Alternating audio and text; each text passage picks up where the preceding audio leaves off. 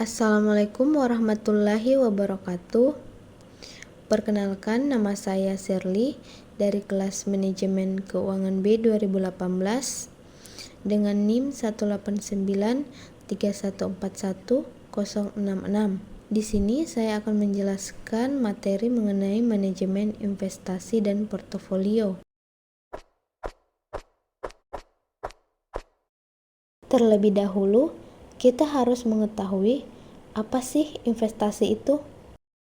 Investasi menurut Otoritas Jasa Keuangan atau OJK adalah penanaman modal, biasanya dalam jangka panjang untuk pengadaan aktiva lengkap atau pembelian saham-saham dan surat berharga lain untuk memperoleh keuntungan. Adapun 3 fungsi penting dari kegiatan investasi. Yang pertama, investasi merupakan salah satu komponen dari pengeluaran agregat, sehingga kenaikan investasi akan meningkatkan permintaan agregat, pendapatan nasional, serta kesempatan kerja. Yang kedua, pertambahan barang modal sebagai akibat investasi akan menambah kapasitas produksi.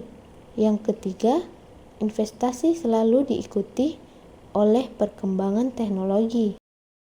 Adapun faktor yang sangat mempengaruhi kegiatan investasi yaitu suku bunga. Suku bunga yang terlalu tinggi akan mempengaruhi nilai sekarang atau aliran kas perusahaan, sehingga investasi yang ada tidak akan menarik lagi. Suku bunga yang tinggi juga akan meningkatkan biaya modal yang harus ditanggung oleh perusahaan. Sebaliknya, rendahnya suku bunga akan meningkatkan investor karena kredit yang diberikan bank masih menguntungkan untuk melakukan investasi. Setelah kita mengetahui apa itu investasi, selanjutnya apa saja instrumen investasi yang ada di Indonesia? Beberapa instrumen investasi yang ada di Indonesia yaitu yang pertama, deposito. Deposito adalah jaminan berupa barang, uang, atau properti kepada bank atau orang yang dipercaya untuk menyimpan atau menggunakannya lalu mengembalikannya dalam bentuk natura. Yang kedua, emas. Investasi emas adalah kegiatan transaksi jual beli untuk tujuan investasi menggunakan logam mulia, yaitu emas. Bagi investor yang lebih tertarik dengan jenis investasi fisik dengan nilai intrinsik yang lebih jelas, emas bisa jadi pilihan yang cukup menarik. Yang ketiga, properti. Investasi properti adalah bentuk permodalan yang mirip seperti investasi lain, dengan melibatkan pembelian dan penjualan aset serta menangani aset untuk menghasilkan pendapatan atau keuntungan. Yang keempat, saham. Berinvestasi saham adalah cara efektif untuk investasi jangka panjang. Saham adalah instrumen yang tepat untuk melindungi uang dari inflasi dan memaksimalkan pendapatan dari investasi.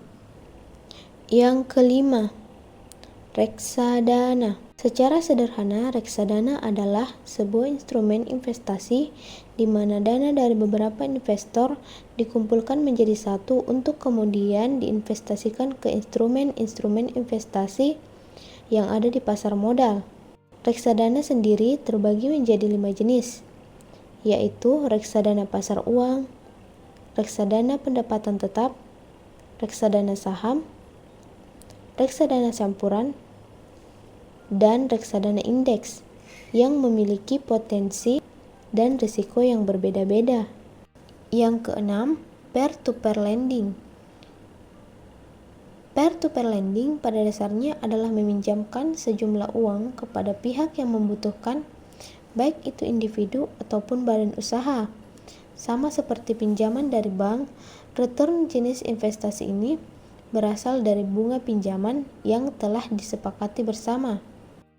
Setelah menjelaskan beberapa instrumen investasi, saya akan menjelaskan mengenai salah satu instrumen investasi tersebut, yaitu deposito.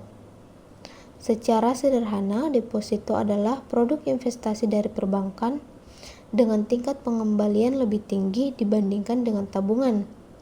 tetapi nasabah tidak bisa mengambil dananya dalam jangka waktu tertentu. Deposito umumnya dipilih sebagai instrumen investasi bagi investor dengan risiko profil tidak tinggi. Ini karena deposito juga masuk dalam jaminan LPS. Bunga deposito. Setiap bank menawarkan suku bunga yang berbeda untuk tiap jangka waktu yang ditawarkan.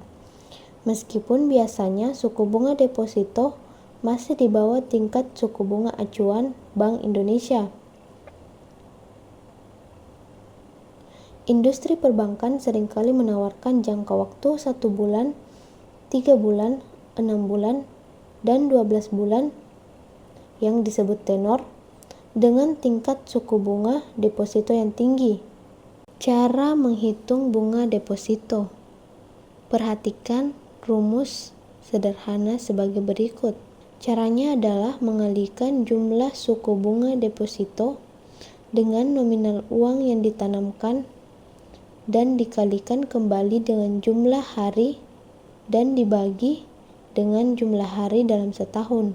Selanjutnya, menghitung pajak deposito, yaitu tarif pajak dikalikan dengan bunga deposito.